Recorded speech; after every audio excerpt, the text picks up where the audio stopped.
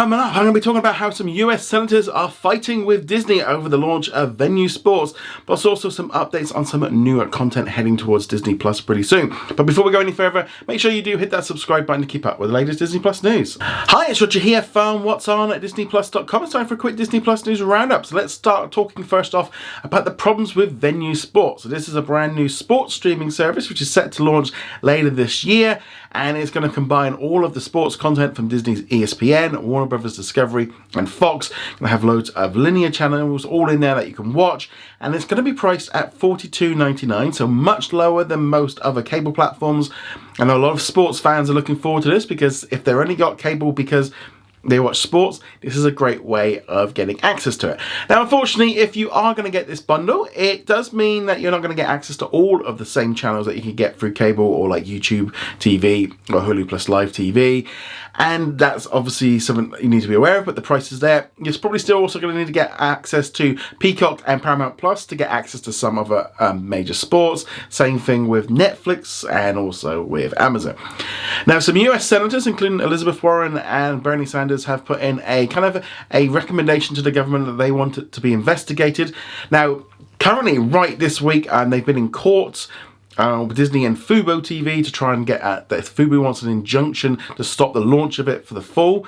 I kind of thought it would be out already, because obviously the football season starts this weekend. I would have thought that would have been kind of a major thing to get it going for. Well, obviously they got a few more weeks of the preseason.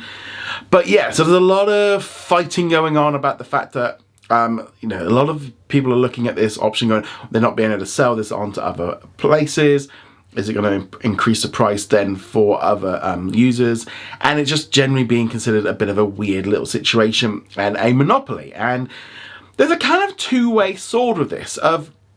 Maybe if this was like 10, 15 years ago, this would have been a major problem, and it would have been considered to be a monopoly of all these companies coming together. But the simple truth is, we're in a zone right now where Amazon and Apple and Netflix are coming in, sort of sweeping up and picking up a lot of the sports content and spending a lot of money on it. And therefore, some of the smaller platforms now, like Warner Brothers Discovery and Fox, are needing to join up together in order to compete with them. And you're not going to have. They say that 80% of broadcast sports are through this one, new Venu Sports, and therefore that could be an issue.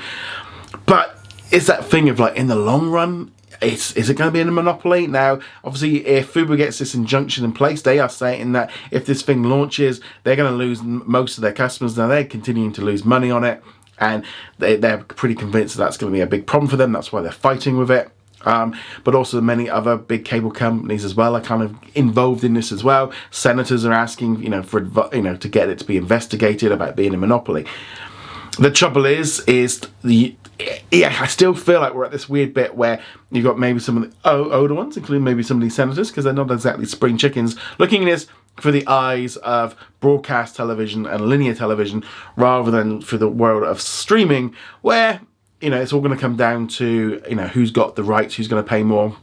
And a lot of these classic studios are going to have to probably join together or merge together in order to compete with big boys like Netflix, Amazon, Apple, etc. There's a lot of big pots there. Now, whether or not this thing goes through, I think there's a lot of heat on this platform. They did state right from the word go that it's obviously down to regulatory approval. I wouldn't be surprised if the injunction was able to stop it, for further investigations. Now, Disney are planning on launching a full version of ESPN's streaming service next year, where they'll have all their live stuff as well on there. That'll all be involved with Disney Plus as well. So they can kind of edge their bets. I always feel like Venu Sports feels like a stopgap and something that they're just going to be using just to kind of fill in while we're in this awkward stage between cable dying and streaming taking over. The big question as well is, if Venu does go through and it gets successful, could Disney shift people to that rather than Hulu Live TV and kind of close down one platform? They recently lost 100,000 subscribers on the live side of things. That just is not really kind of going up. It's just kind of, and they're all struggling while YouTube TV kind of builds up. But a lot of people that sort of drop cable go on to these live streaming services like that for temporarily. And if this sports platform runs, and it keeps going for at least for a couple of years, people will be more likely to use it. It will save a lot of money, and a lot of people will get rid of cable if they could get access to Venu Sports. So there's counter arguments and stuff. But either way, it's getting a lot of attention. That's not necessarily a good thing. This thing could still fall to pieces at the ends. Who knows? But let me know your thoughts. Are you interested in Venu sports? Do you think it's a good thing or not? I'd love to hear your thoughts on that in the comments below. Shifting gears now, let's now talk about a brand new documentary from National Geographic called Base, which is actually going to be coming to IMAX theatres for 2 days on the 2nd and 3rd of September, before then coming on to the National Geographic channel and also onto Hulu and on Disney Plus later that month. So it'll be dropping on the National Geographic channel on September the 24th, and then we'll stream the next day on Disney Plus and Hulu. No international release date yet has been confirmed. This brand new film takes the viewers on a journey into the exhilarating yet perilous world of base jumping, and it follows 3 different couples who are all kind of going through different stages and are tested by triumph and tragedy, and through breathtaking aerial footage along with some amazing scenes and interviews, the film explores the balance between passion and sacrifice, and also includes a love story for those who defy gravity. Now, this trailer, I thought it looks really interesting in terms of how it looks. It looks pretty scary. It's definitely gonna, get your heart going. Now, I have seen some base jumping. I remember we were traveling across the US a long time ago, and I think it was in Idaho, and someone just jumped off. A load of people just jumped off this bridge. It was scary because I've never seen anything like it. It was seeing base jumping, and I think actually the bridge, whether or not it's the same one, I know it's one that a lot of people use, and yeah, it's very interesting to see this kind of thing. Also with skydiving, I have done skydiving once. I did it for charity a long time ago, and I vowed never to do it ever again. It's a bucket list thing to do, but it's something I never want to do. So there's that kind of thing of like looking at this going, whew. Yeah, I definitely want to check it out when it drops onto Disney Plus, but obviously I'm watching it in an IMAX theatre. If you're into base jumping or skydiving or just want to have something really kind of different to watch, this might be something of interest, but let me know if you're going to be checking out Fly in the comments below. Shifting gears now, let's now talk about a brand new Australian series called Last Days of the Space Age. So this one was filmed in Western Australia, a lovely part of the world, set in 1979 in Western Australia, with a global beauty pageant contest creating a media frenzy and a power strike that has threatened to plunge the region into darkness. History is at a turning point, but nothing compared to the drama these seemingly ordinary families are enduring in a town that will never be the same. So this one here is going to be dropping onto Disney Plus in Australia and also onto Hulu and Hulu on Disney Plus in the United States on the 2nd of October. It's also going to be coming out on Disney Plus internationally. I'm guessing it's going to be the same day. It's a little bit here and miss, but we know it's going to be coming. I'm looking forward to watching this, a different series. I think this is the great thing about having originals coming from around the world, telling different stories, set in different locations, and doing things a little bit different. Not everything has to be set in the US, and I love the idea of exploring in the 1970s and Western Australia. It is very different to anywhere else, and I love the idea of them just kind of going in there and kind of giving us different stories.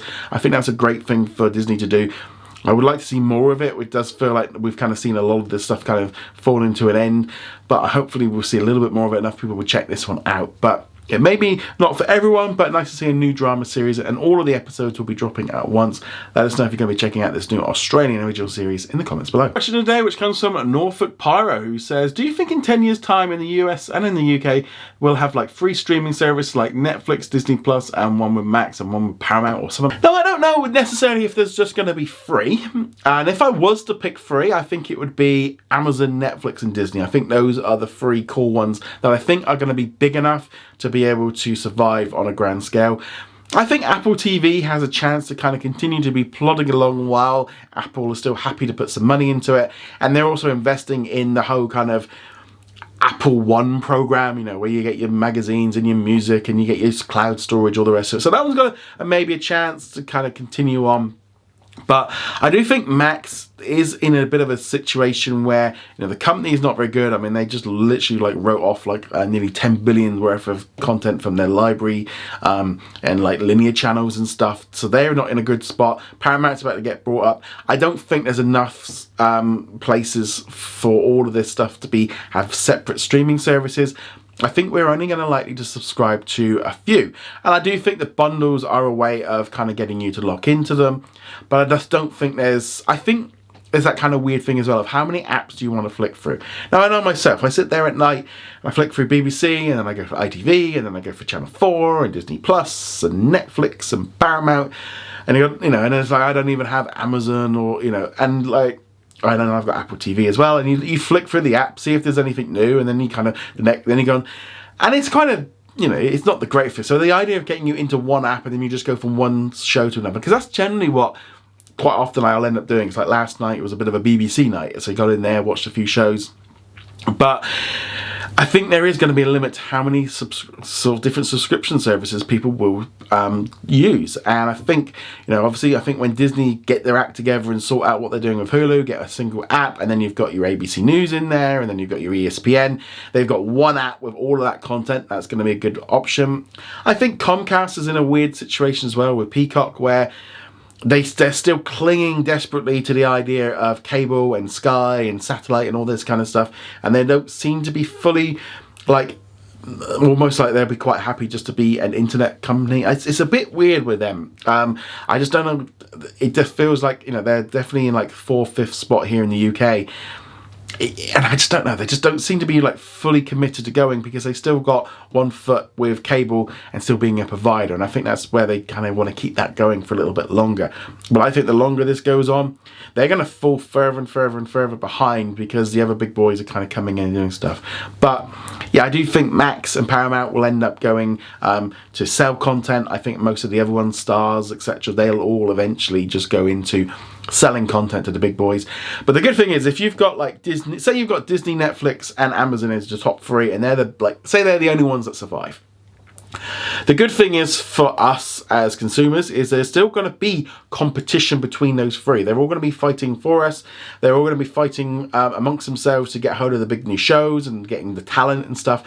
So there's still going to be competition. It's just the era of where we used to think of, like NBC versus ABC versus CBS. Well, that's all going to shift, and we're now going to have a new set of ones. And I definitely think Disney's going to be one of them.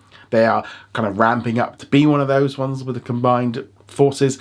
We're just in this like really awkward stage where they're just going to merge them together. But I'd love to know your thoughts. Which free streaming services do you think will be around in 3 years? I'd love to hear your thoughts on this in the comments below. Go check us out over at whatsondisneyplus.com. Like, follow and subscribe, and I shall see you guys soon. Laters.